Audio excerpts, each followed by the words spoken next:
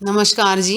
मैं आज आपको शंख के बहुत सारे गुण बताने जा रही हूँ। इस राज को अगर जान जाएंगे, राज बताने जा रही हूँ, तो शंख बजाए बिना आप नहीं रह पाएंगे, नहीं सो पाएंगे। ये बताने जा रही हूँ। सबसे पहले तो मैं आपको बता रही हूँ, हिंदू धर्म में शंख को बहुत ही पवित्र और शुभ फलदायी माना गया है। इसलिए पूजा पाठ में शंख बजाने का नियम है।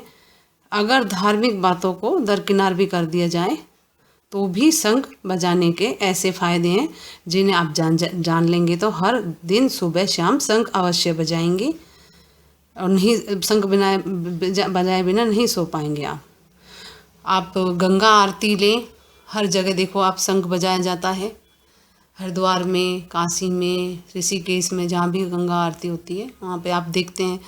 बंगाल में शादियों में हमेशा लेडीज शंख बजाती रहती हैं, वहाँ पे वहाँ ज़रूरी है।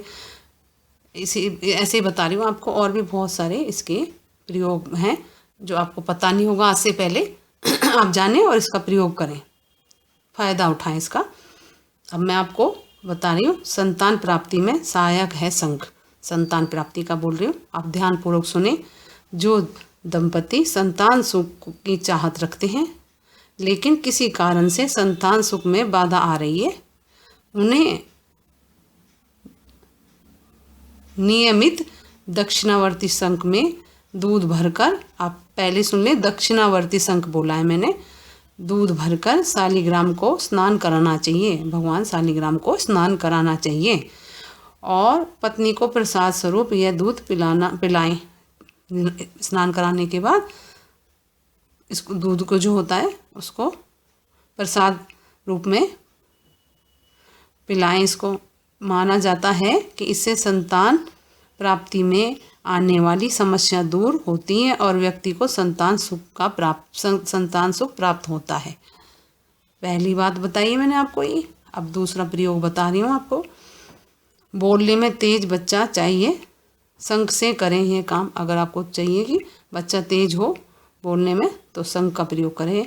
अगर आप चाहते हैं कि आपका बच्चा बोलने में तेज, वाणी संबंधी किसी भी तरह की परेशानी आपके बच्चे को नहीं हो तो गर्भ अवस्था में, जब गर्भ में हो बच्चा, उसके दौरान ही स्त्री को शंख में पानी भरकर पिलाएं। और जो बच्चे हकलाकर बोलते हैं या तोतलाकर बोलते हैं बच्चे, और आप उनको ठीक करना चाहते हैं, उनकी वाणी संबंधी परेशानी को दूर करने के लिए भी बच्चे को शंख में पानी भरकर पिलाना चाहिए। इससे फ़ायदा होता है। 2 प्रयोग बताए मैंने आपको।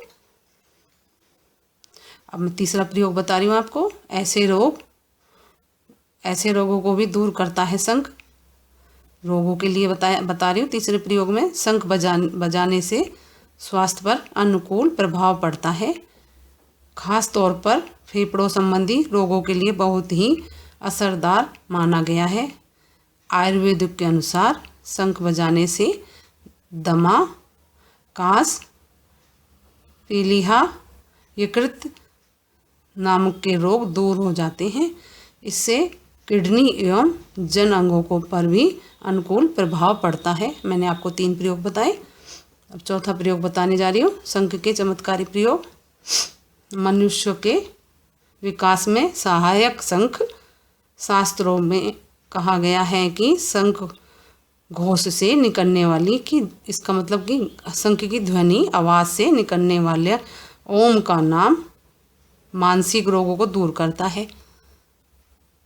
चौथा प्रयोग में बता रही हूँ आपको, विस्तार पूर्वक बता रही हूँ मैं आराम से आपको। मानसिक रोगों को दूर करता है। इससे कुंडली जागरण की शक्ति भी विकसित होती है।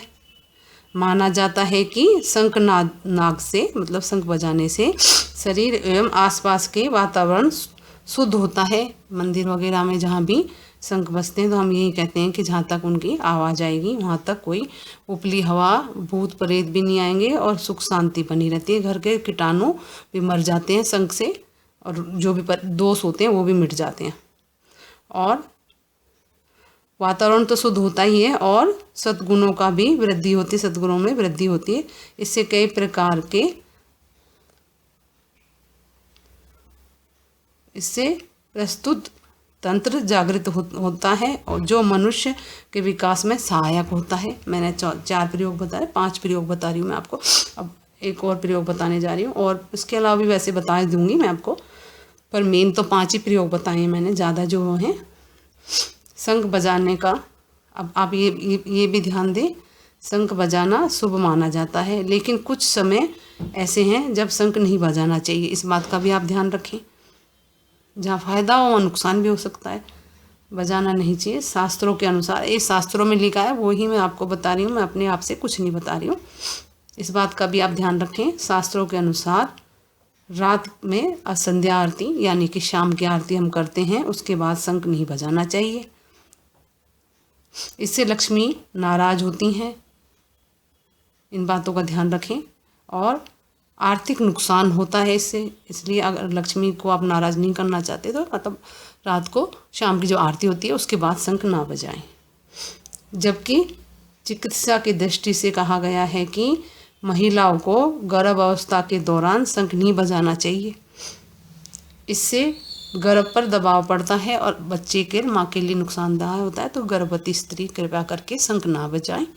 मैंने आपको छोटे मोटे वैसे बताए हैं, 5 जो महत्वपूर्ण गुण हैं शंख के वो बताए हैं। और फिर आपको ये बोल रही हूँ कि इन राजों को आप जान जाएंगे तो शंख बजाए बिना आप नहीं सो पाएंगे। इसका घर में नहीं है तो लेके आ जाएं। बहुत सारे प्रयोग हैं हर जगह, धार्मिक में देखो हर जगह शंख का बहुत प्रयोग है। आप लेके आएँ, बजाएं, यूज करें। और मेरे चैनल शुभ लाभ को लाइक करें, सब्सक्राइब करें, शेयर करें। नमस्कार जी।